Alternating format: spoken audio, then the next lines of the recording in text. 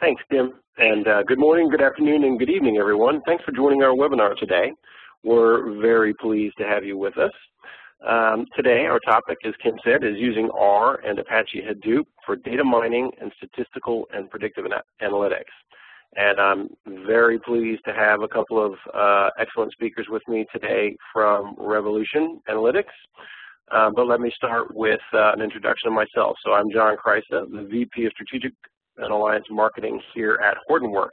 And I am responsible for all of the activities that we do with our partners. The partner ecosystem is so very important to both Hortonworks and to you, the enterprise, in terms of leveraging the skills that you need to take advantage of this, this new big data platform that's available in Apache Hadoop. So I take care of all of that activity here at Hortonworks, and joining me today are Bill Jacobs and Michael Helbron. Bill, can you introduce yourself?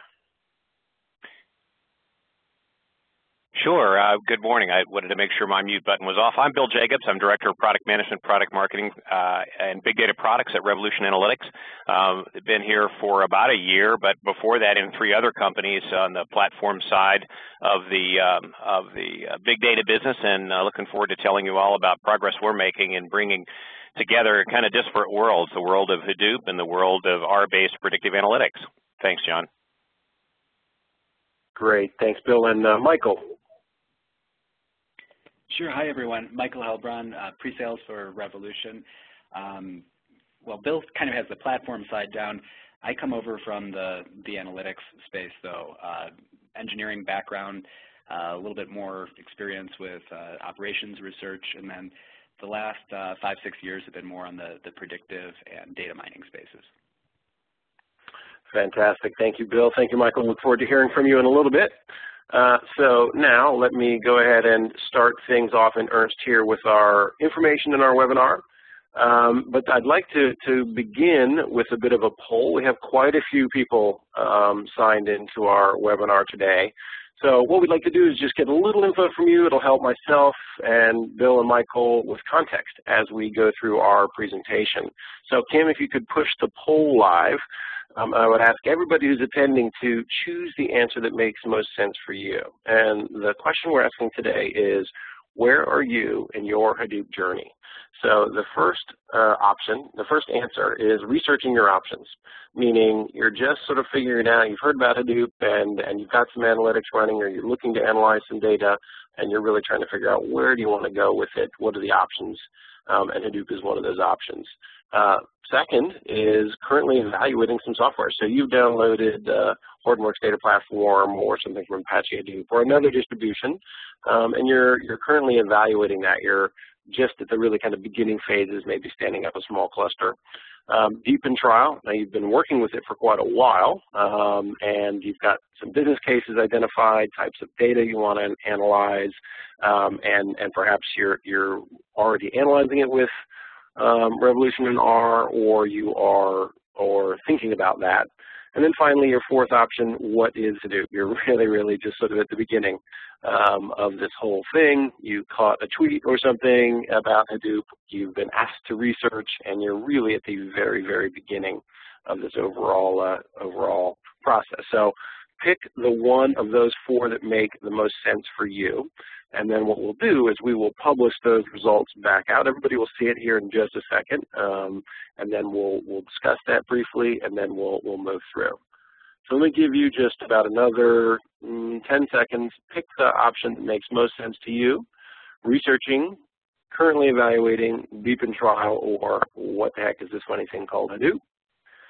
And Kim, please go ahead and close the poll, and let's push the results live and see what that looks like. It's always very interesting to see the results. It varies quite widely from webinar to webinar on where people are in their trials. So, Kim, I presume that's coming along. Sometimes there's a lot of people who are evaluating something. There we go. Okay, so looks like in terms of results, there's quite a few people who are doing research, so that's actually fairly well spread. So for people who are doing research, about a quarter, folks who are evaluating some software, a little less, about 20%, and then about 14%. So 35%, full third of folks are evaluating it or deep in trial, with 25% just at the start, and then the remainder really just at the very, very beginning, what is Hadoop. So that's very useful. Seems like a reasonably experienced audience with Hadoop that we have joining us today. So Bill and Michael, for your knowledge as you move through your part of the presentation. So let me go ahead and jump in. You know, there are some big data trends and projections that I kind of want to start with in terms of big data and what kinds of data are being collected and really what the analyst community have said about this. And you may know, but I want to just sort of cover these things briefly. According to IDC, interestingly enough, about 85% of data growth is coming from new types of data. This is data that is not typically or traditionally captured in the existing systems that folks have today. And again, that might be one of the reasons you're joining. And according to IDC, data is going to grow substantially, 50 times between 2010 and 2020. So we're somewhere along that journey of that data growth, but suffice to say, you may be experiencing this data growth at your organization. Where's it going to end up, according to them? About 40 zettabytes of data by 2020, total collected by enterprises worldwide. So tremendous amount of data being collected, and then there's a particular focus on machine-generated data, which is, of course, one of the drivers for this webinar topic today. Machine-generated data, one where looking for patterns and being more predictive and proactive with that data can help organizations better run their business, better address their customers. So IDC is projecting this data growth to continue well into 2020, and I'm sure it'll go beyond that. Now, interestingly enough, if we shift towards the bottom of my chart here, a number of different statistics that have come from Gartner. I think, interestingly enough, Gartner also sees that 65% of analytic applications are built on top of Hadoop up by 2015. So a good number of organizations will be using tools like R and Revolution Enterprise and Hadoop, Hortonworks Data Platform, to build new kinds of analytic applications to get new insight. And importantly, those organizations that do that will get approximately a 20% performance gain over their competition by using these new kinds of analytics. So it's imperative. Data is growing quickly. They're using Hadoop. Organizations are going to use Hadoop and analytic tools to analyze the data, and they gain a substantial benefit from doing that, a substantial competitive benefit from doing that. You know, the data, one of the things you may have heard is the Internet of Things, and that's really saying that there are so many devices connected to the Internet. And here's just some very simple examples of where data is being pushed to and across the Internet that's generating machine-generated data, and again, might be a source for you that you want to exploit. So right now, in 2011, there were 15 billion permanent things connected to the Internet, and 50 billion intermittently connected. From time to time, they'd start up, connect, maybe send a little data. By 2020, 30 billion permanent connected devices over the Internet, and more than 200 billion devices intermittently connected. So per the IDC numbers, machine-generated data is going to continue to be a substantial growth driver. And it's all these different things you see, stoplights and buildings and cars and cameras, and all of those different things are pushing data out to us and out for us to use and leverage, and to make things better, to improve our lives in many different ways. So what does it mean, though, in terms of our data architecture? What it means is that this is a traditional data architecture that we have, and it's really under a lot of pressure. And the data architecture is under pressure from these new kinds of data, right? So you see the existing systems, the existing kind of structured sources going through traditional structured MPP, relational database, data warehouses, and being analyzed through packaged and custom applications. But that new kinds of data, particularly machine-generated data, are putting a lot of pressure on this architecture. And really what most organizations, and many organizations are finding today, is Hadoop fits as a complementary component of their existing architecture. something that we call a modern data architecture. So Hadoop sits side by side with the existing systems, helps capture these new kinds of data in a cost-effective, scale-out manner, a much more flexible manner than the traditional systems, really giving companies a way to exploit these new kinds of data that they didn't have before. It's important to note, though, that Hadoop is a complementary component to those existing systems. Right? It doesn't replace your data warehouse. It doesn't replace your relational database systems. In fact, it gives a new tool for IT and for the business in general to take advantage of these data types. So quite important thing to note about how Hadoop fits into this architecture. Again, what we see is that something called a modern data architecture. So let's just talk a little bit about how Hadoop is typically adopted or being used. I mentioned, and Gartner also mentions in their research and finds in their research that Hadoop is being used for new analytic applications. And that's very much what we at Hortonworks see in terms of how Hadoop is being adopted. So Hadoop is Hadoop implementations typically start small in scale and small in scope, as shown kind of in this relatively simple diagram here. And organizations are using it to build net new analytic applications. And they'll do that on usually one or two types of data, fairly simple exploitation of a new kind of data. Maybe it's sensor or machine-generated data. We'll talk about that in a moment. But it's driven by the line of business. So the line of business is looking to build an application to better address customers or better be more predictive and proactive about maintenance on their manufacturing systems or delivery systems, or in medical through delivery of the medicine and medical research. Very, very broad use, but it's always driven by a single line of business and the early adoption patterns in terms of Hadoop.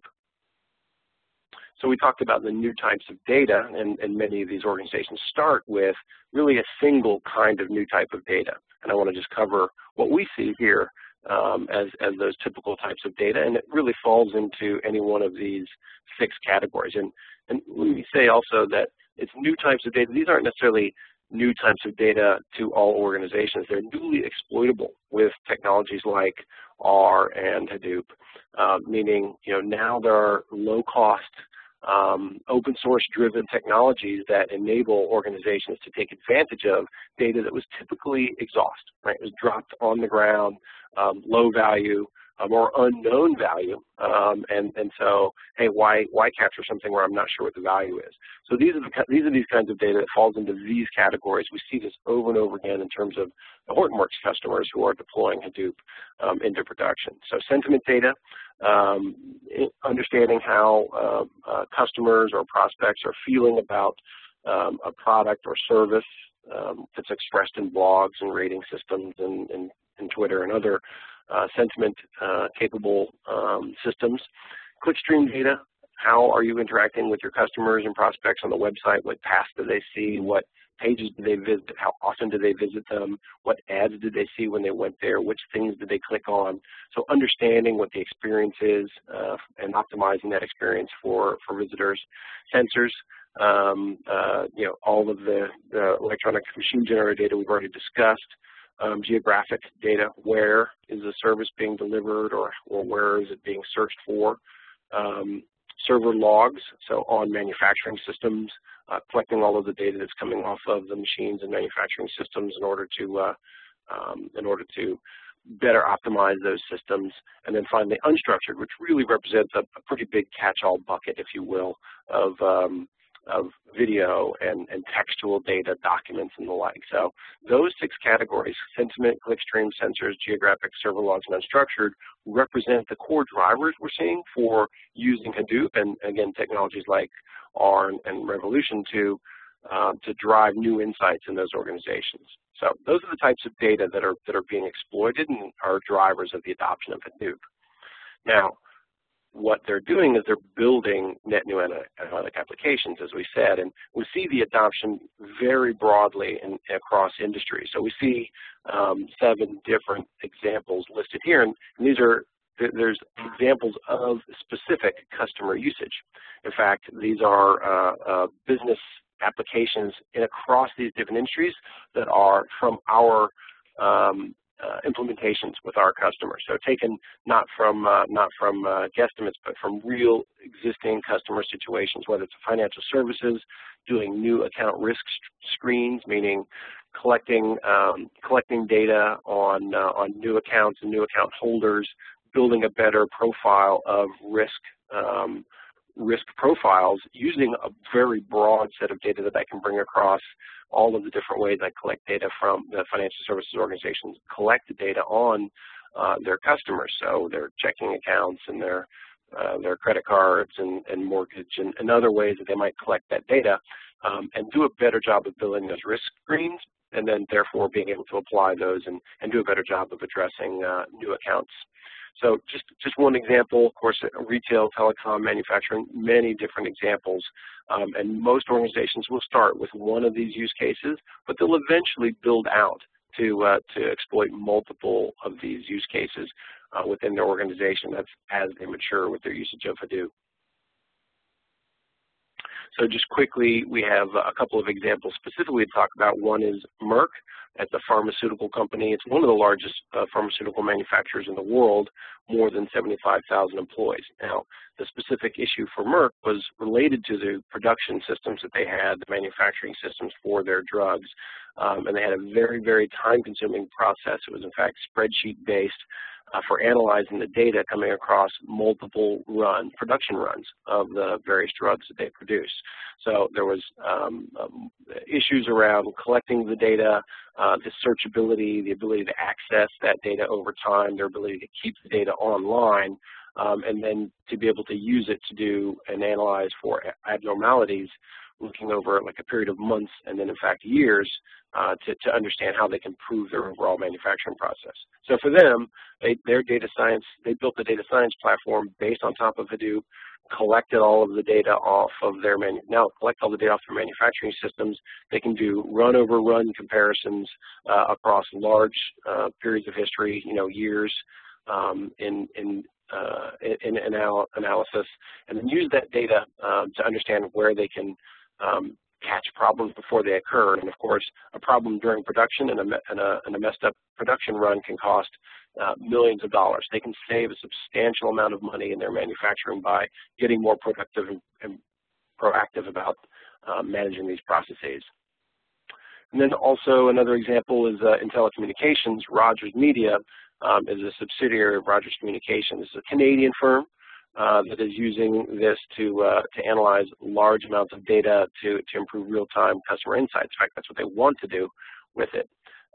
So everything from understanding their audience to improving and finding new audiences, making sure that they improve the engagement with those audiences, and to measure audience engagement and measure audience participation. All of the different things that were challenging for Rogers, and what they wanted to do is, again, deploy a platform that allowed them to be able to collect this data at its richest, finest level of granularity, combine it from all the different sources, and do a better job of really analyzing their audience and understanding their audience. So that's what they've done. They set it up using Hadoop. They can now query all of their data from a single location, and they can really collect, in some cases, particularly in the case of clickstream data, massive amounts of data from these log files in order to better understand that system. So Hadoop in both cases, collecting new types of data, building new kinds of applications to address some of the real customer and real challenges that these organizations have.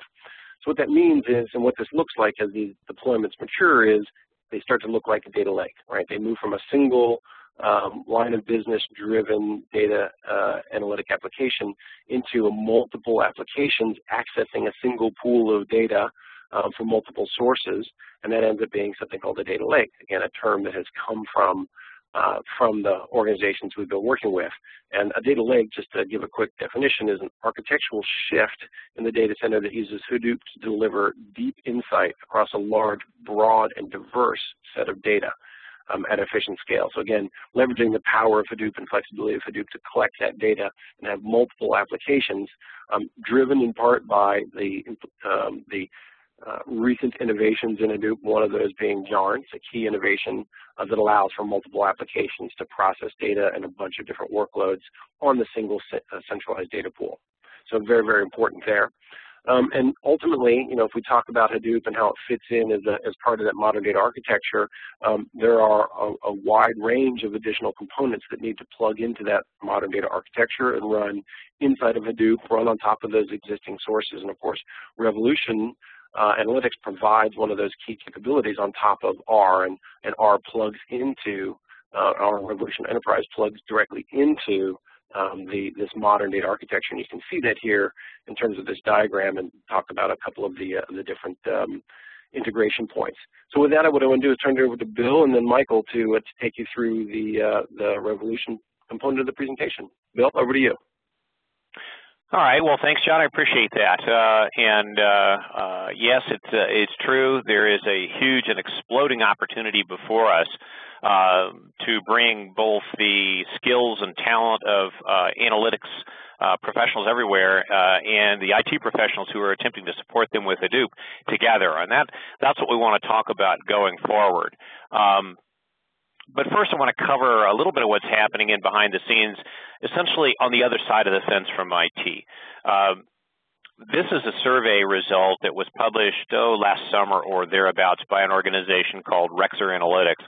And I've seen a similar survey that's been conducted every other year for a number of years now on a website called KD Nuggets, where KD stands for Knowledge Discovery.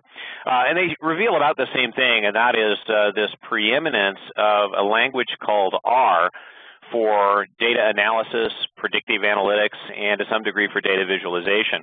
We've actually been surprised and shocked about how quickly R has grown and left ourselves asking, why is this happening? Well, there's a couple of reasons we see behind it. One is that R is a lot more than a language. It presents not only a language that's simplified for everything but analytics and optimized for analytics. About 6,000 packages freely downloadable from the internet in a repository called CRAN, the Comprehensive R Archive Network. And each one of those packages can be one algorithm, one data set, or there is one package that has 800 algorithms in it. So there's a huge raft of available, pre-built, essentially no code required analytical solutions that could be applied to a whole lot of data problems. And finally, in addition to the community and the downloads, the R language is also easily enriched with data visualization. So everything from very basic plots and charts to very sophisticated and gorgeous graphics are available all within this language known as R. The other thing driving the popularity of R is that if you survey the recent graduates from most statistics and mathematics programs, at least in North America, probably 2/3 are exposed to the R language as part of their academic curriculum. It serves a couple of roles. One is as a tool for learning, but also R is oftentimes used as a way to describe and validate results of analytical research. If someone's working on a new algorithm, in order to share it for validation test by other users, they write the algorithm in R and then publish that code to the repository where others can get at it, test it, and validate it. And so we've seen this exploding growth in R. When we look at R and we look at the big data opportunities that arise around Hadoop, these 11 or 12 different vertical markets all show up in the industry as places where the power of R as a simplification tool, as a way to get predictive analytics built quickly, marries up very nicely with the huge scale and speed capabilities of clustered systems running under Hadoop. And I won't read these off, but I'll just pick a couple out that I find really fun and interesting. Operations, automotive warranty optimization. That's a broader field that we're seeing a lot of interest in. John talked about sensor data. Any of us driving a car that's less than about 5 years old, and I don't. I drive an old beater in the mountains of Colorado, but my wife's new car has telemetry capabilities in it that allow not only things like, hey, I had an accident, send a wrecker, but also things like all the parameters of the engine operation. Is the braking system working correctly? Have the airbags deployed? It's all directly being transmitted back to the manufacturer.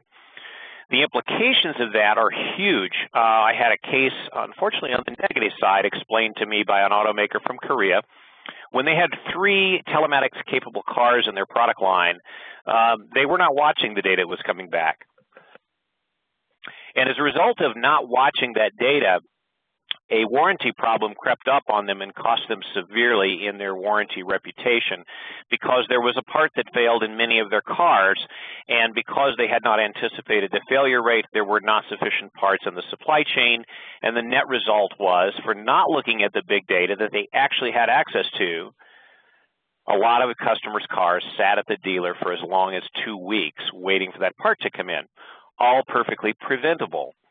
We have a number of large machine makers, we have a number of automakers, and a number of other clients that are looking at this form of machine data or Internet of Things as a way to optimize the user's experience and delight with their product by minimizing downtime.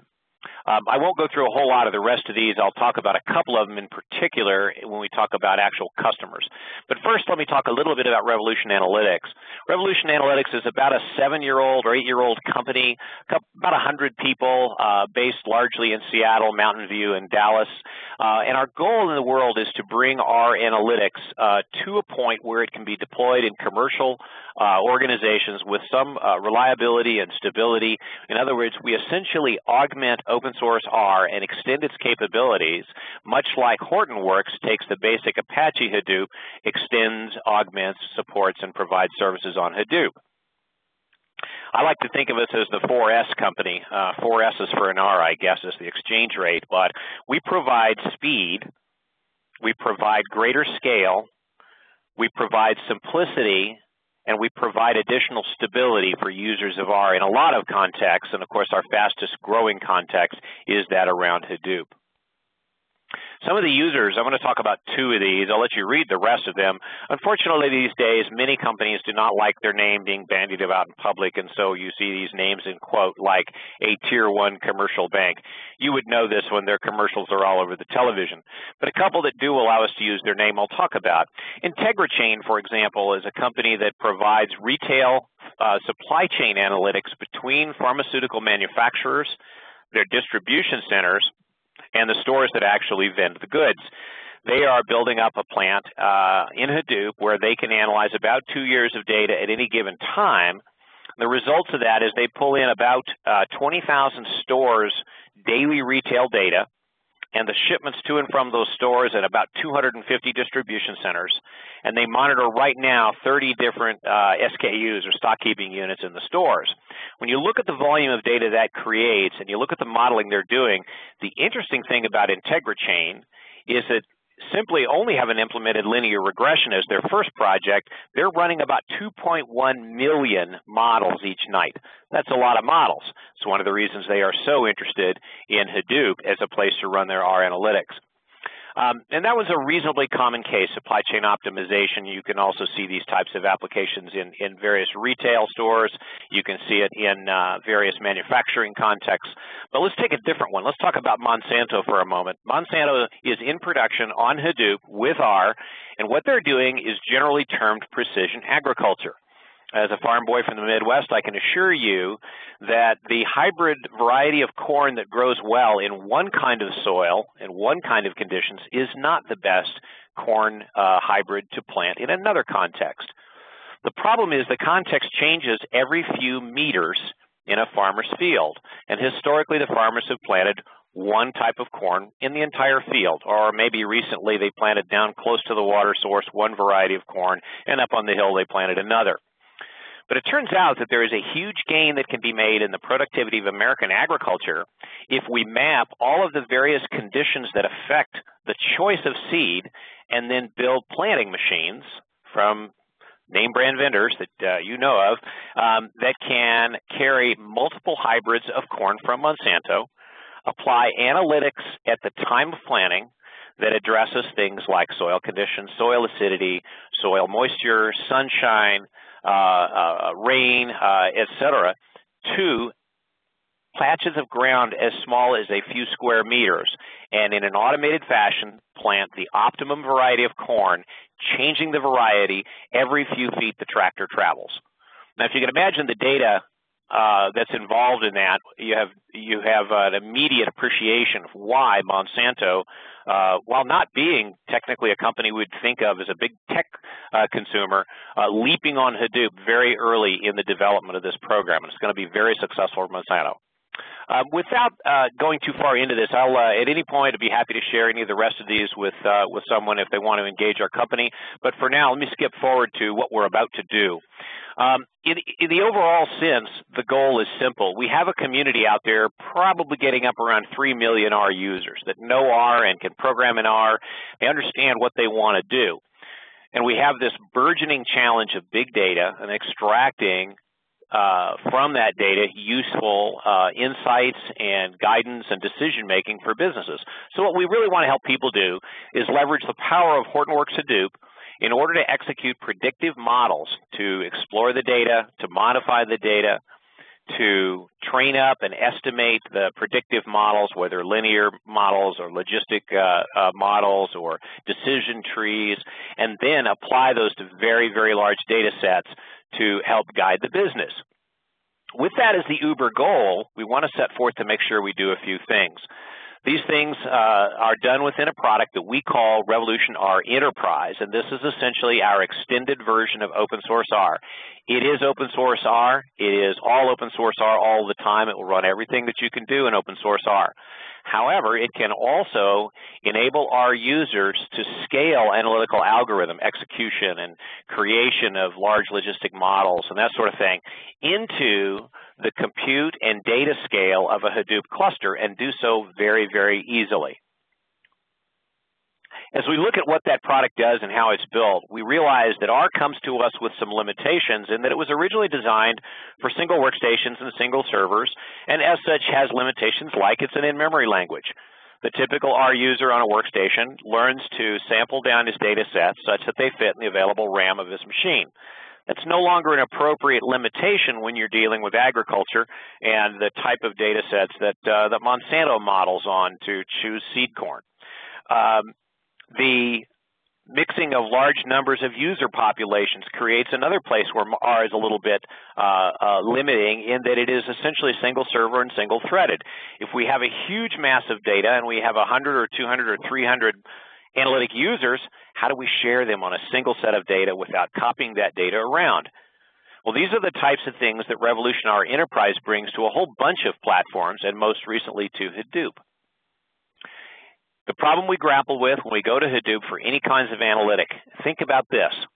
If you had 10 people and you gave each of them 5 or 6 cards out of a deck of cards and you asked them who's got, what's the average value of those cards, the computation is fairly simple. But if you ask them, what's the middle card, and they don't know that all 52 cards are out there, finding the middle card requires communications between the individuals doing the work. In other words, we have problems that are easily parallelized, and we have problems that are hard to parallelize. If you can imagine doing a matrix inversion on a matrix of 20 million events by 1,000 observations, and you need to invert that matrix to look at correlation, you begin to get the size of the problem, and the computation to do that doesn't naturally fit in a distributed environment, and that's our job. So what we seek to do is, number one goal is to deliver simplicity. We want the R programmer who comes right out of school or has just taken his first class on Coursera in R to be able to use Hortonworks Hadoop immediately to do analysis of very large data sets. Inside this box in all the text, that's all the work that's got to go on if you're going to run something like a decision trees algorithm across a data set that's been sprayed in across the nodes of a Hadoop cluster. Very complicated environment, right? What if you could call it with a single call? In this particular case, I'm showing linear regression, and I want to just call RxLinMod, which is a remote execution version or a parallel executing linear regression algorithm. Call it one time with a single line call and get an answer back. Well, that's what we do. We historically created a prior package called RMapReduce or RMR, the number of people that used it in the industry. Those that have been successful largely reflect skills in building mappers and reducers, brought Java skills with them, and were able to use this. This bamboozled and was difficult or overly tedious for a lot of our users. And so that drove the development of the Revolution R Enterprise product as we know it today, so that I can put one line of code in my R script on my workstation that says, set my compute context to Hadoop and point at the port number of the edge node with the port number and the IP address. And then in the very next call, issue a single line call to say, go do a linear regression on the following data set and get back an answer. The second goal we pursued with Revolution R Enterprise was to exceed available memory. R, as we know it in open source, does not operate on data outside of memory. Everything we do in Hadoop is not only capable of scaling across many nodes, but it's capable of analyzing data files that are larger than the aggregate RAM of the entire cluster. So if you talk about the 2.1 million models that Integrichain runs at night on the terabytes of data, they don't have to have all that in RAM in order to run that. We page the data in transparently. The user never sees it while we're doing these parallelized algorithms. A third and major point that's very important is that with data growing by leaps and bounds, making copies of data to enable people to stand up a dedicated analytics cluster and a dedicated data archive cluster and a dedicated BI and reporting cluster is no longer an appropriate way to manage the data. We need the ability to run predictive analytics as yet another workload in Hadoop, and this is where Yarn comes in. Hortonworks have invested very heavily in Yarn. It's very important to what they're doing for their users, and it is very important for users of analytics, for without it, we wind up with copies of data, lots of data movement latency, and multiple clusters that are very, very difficult for administrators to get their arms around. Another major problem in bringing R to any environment is risk reduction. Really, the tenure or the duration of a project, the life cycle of an application in a typical corporate environment is 3, 4, 5, 6 years. What will Hadoop look like in 6 years?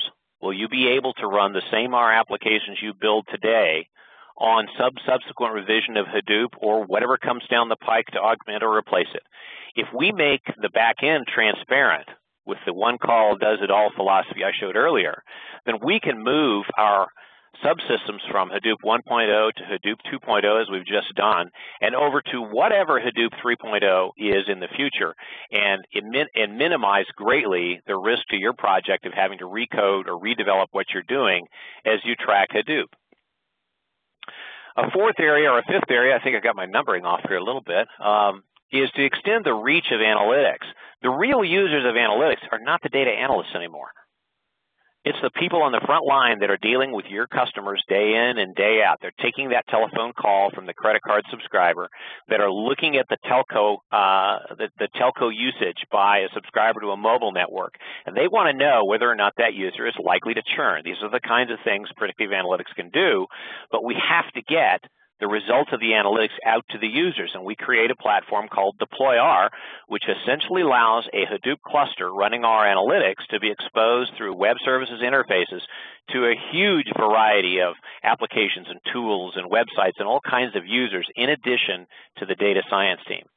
And finally, because no man is an island and no system stands alone, we recognize that all of you have lots and lots of other systems in your portfolio. You may have EDWs, you may have departmental servers, and many of these are supported by Revolution as well as Hadoop, so that you can write analytics once, and by changing the execution context statement, that single line of code, say, run this analytic on the data in Hadoop, and turn right around and run that very same analytic on Microsoft Windows cluster, a Linux cluster, or an EDW, and again, spread the knowledge and learning of your R users around to many different systems. Finally, our goal is to turn Hadoop into an R engine. I'll let you read this, but the fundamental goals that I talked about are implemented through Revolution R Enterprise. We achieve from that the ability to analyze all the data in Hadoop without moving it in massively parallel form, using all the compute power, all the RAM, and all the data that's in your Hadoop cluster. And with that, what I'd like to do is turn it over now to Michael Helbron, Fellow Coloradan, Michael, as he said, was understated as his usual way, is actually quite an expert in the use of a number of legacy analytics packages, and is going to walk you through an example that he created to show how an example, or in this case a fictitious telecom company, would utilize Revolution R in Hadoop to do churn analytics. With that, Michael?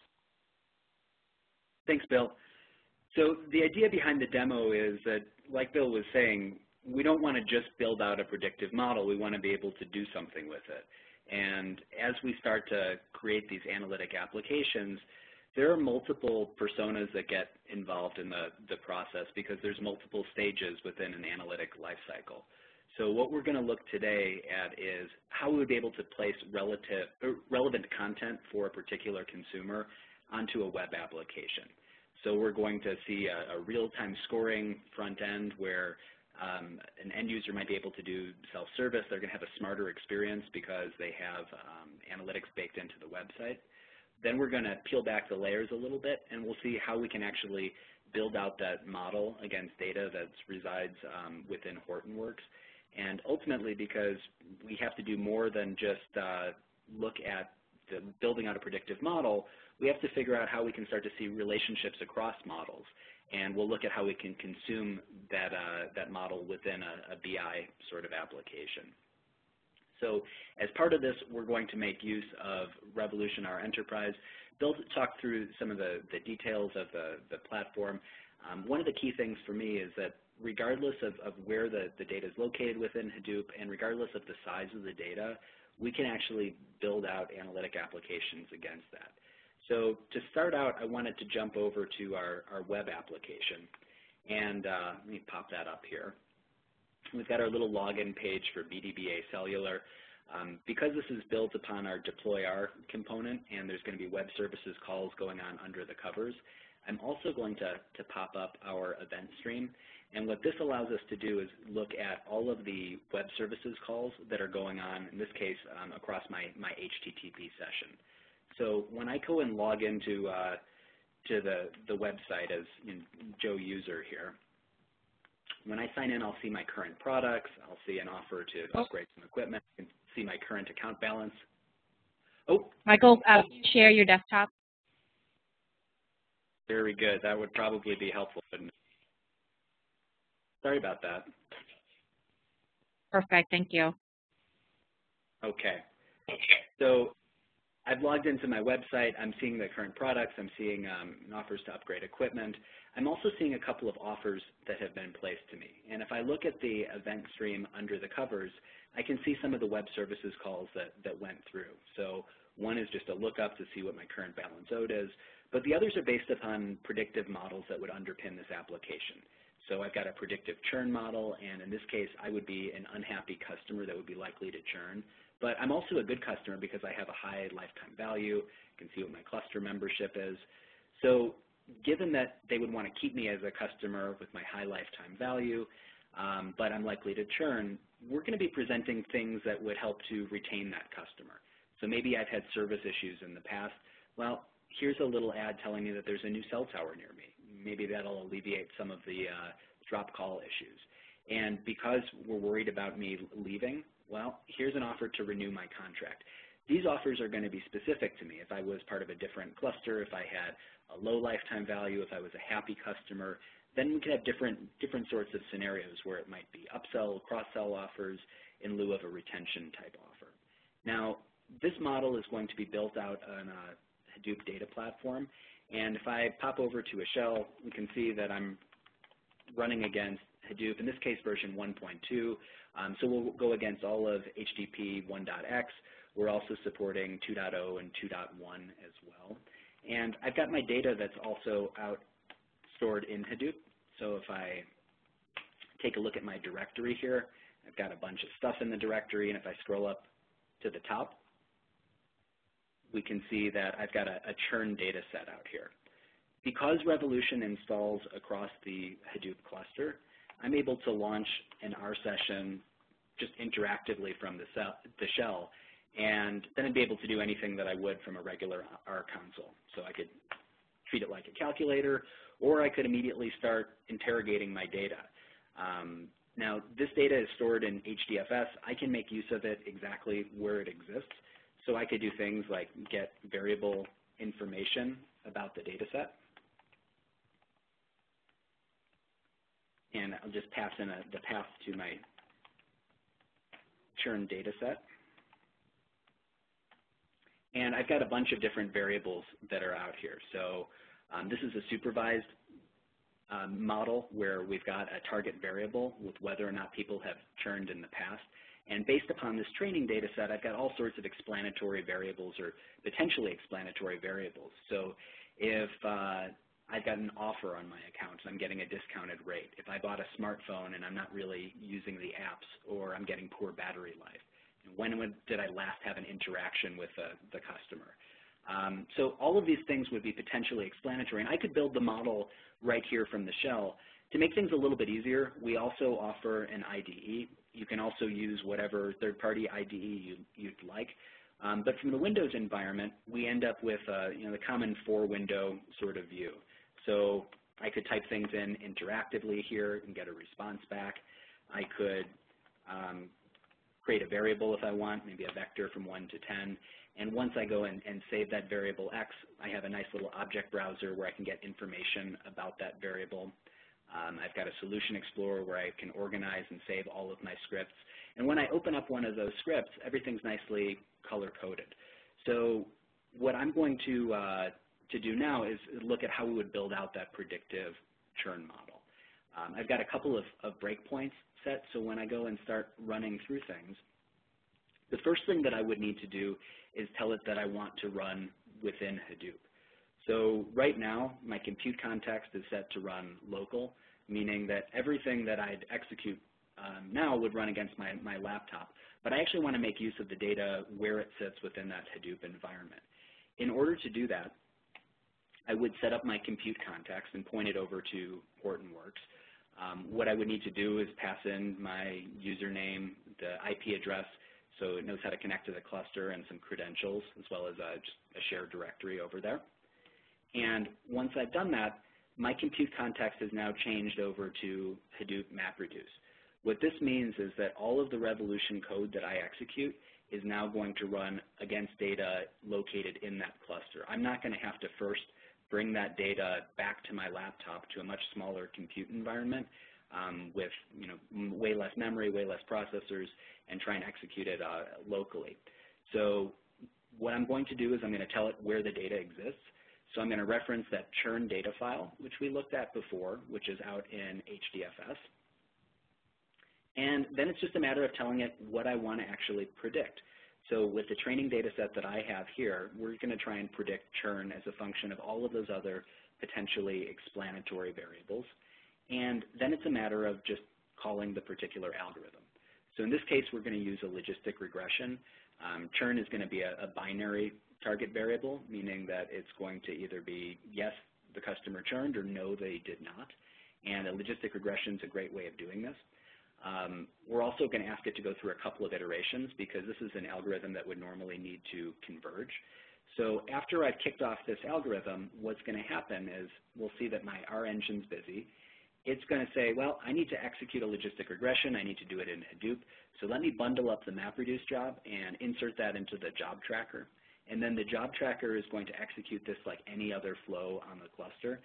Actually, if I click over to the admin page, we can see that I now have a running task that's out there. And if I look over at that task, we'll see that this is with my user ID, and this is a scalar job.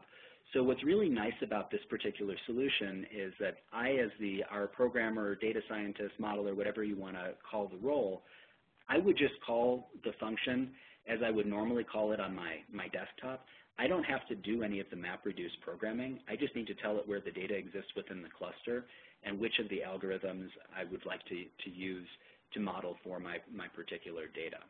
So we will have the overhead of MapReduce, and you can see that it takes 20 seconds or so to spin up the individual MapReduce jobs, but not too bad compared to having a really big data set and having to move that over to a different environment. And it's already completed.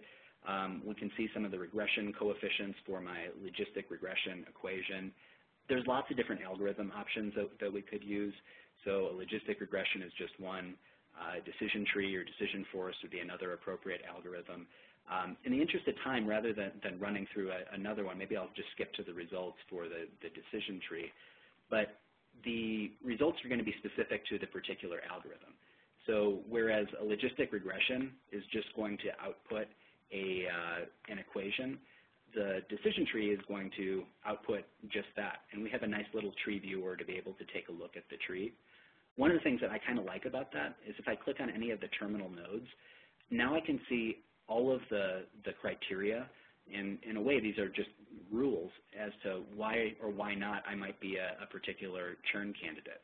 So beyond just a churn sort of example, if you're dealing with any sort of fraud scenario, I mean, this is a great way to go about doing automated rules discovery and be able to put these sorts of rules into a business rules management system.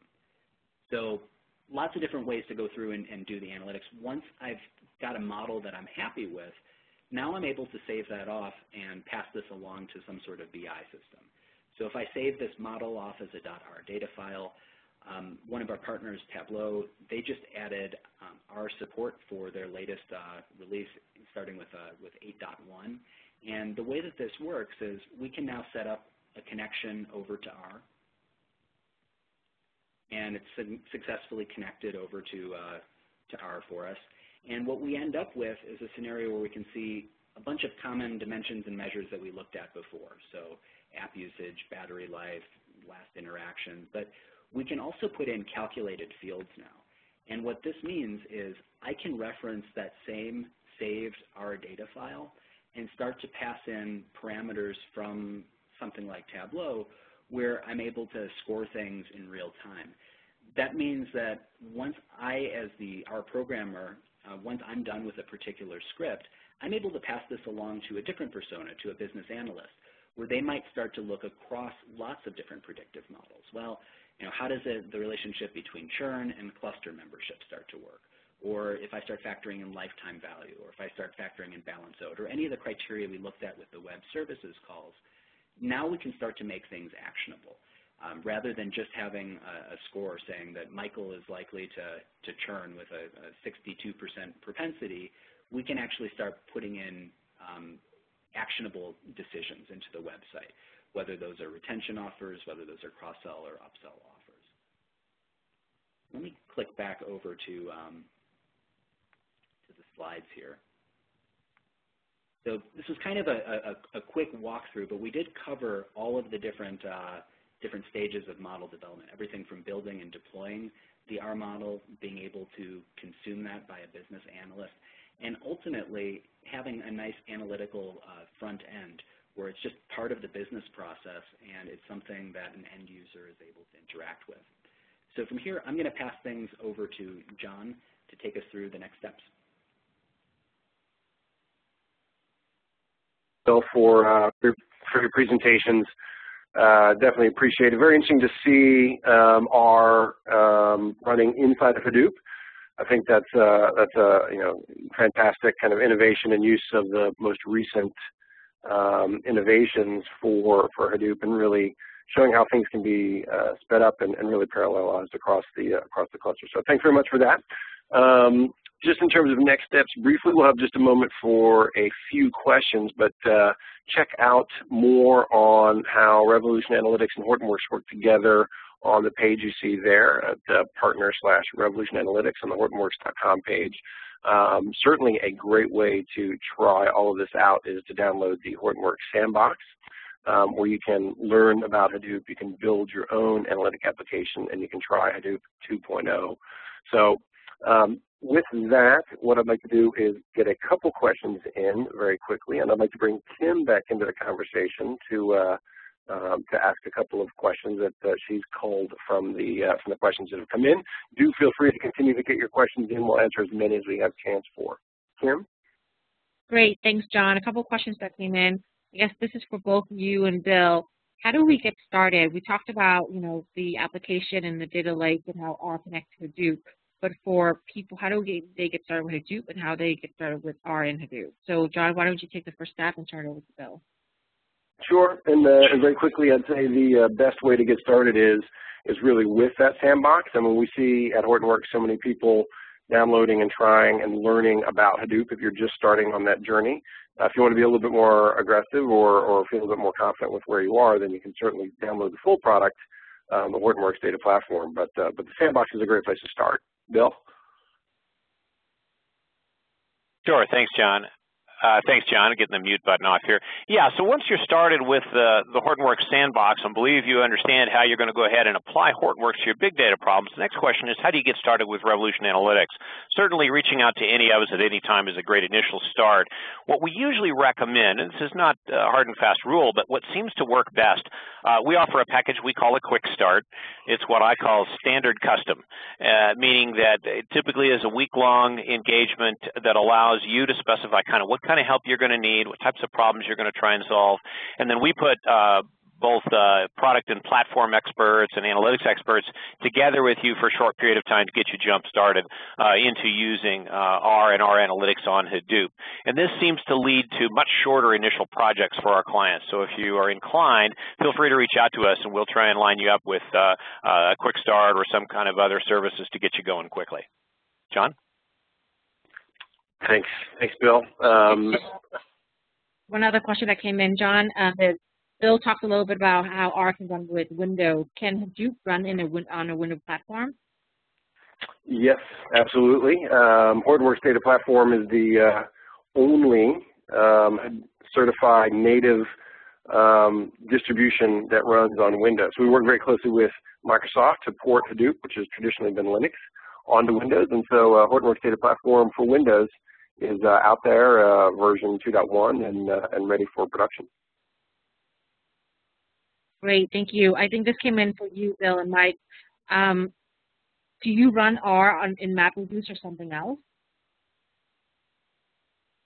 Something to it. There are several. Heard the beep go off. Let me start again. There are several ways that one can implement big data analytics in Hadoop.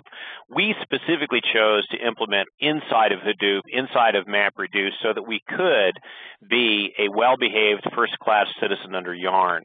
As such, as Michael mentioned, there are today, anyway, the typical MapReduce types of performance characteristics, and we know that Hortonworks and others in the Apache community are generally working to improve the performance characteristics of Hadoop with many, many modifications. But yes, we are MapReduce based.